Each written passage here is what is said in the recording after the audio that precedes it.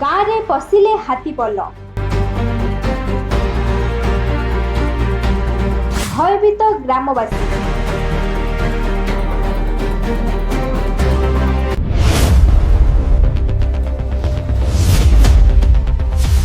कटक जिला डमपड़ा अंचल रे हाथीपलर उत्पात।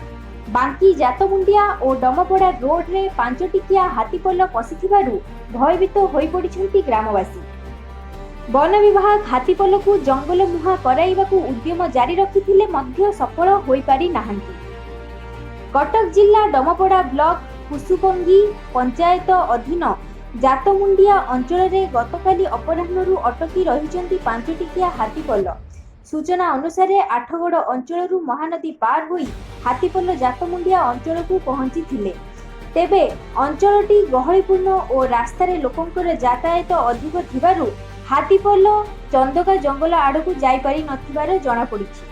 हाथीपल रे 2टी छुआ हाथी थिबारु सेमानकर गतिविधि धीर रहुथिबा जणा पड़िछि। फଳରେ सकाळ सुद्धा सेमाने चंदका अभयारण्य मुहा होई पारि नथिले। आज सकाळु जातमुंडिया और निस्तीपुर गाँ मझिरे हाथीपल बुलाबुली करुथिबार सूचना मिलिछि।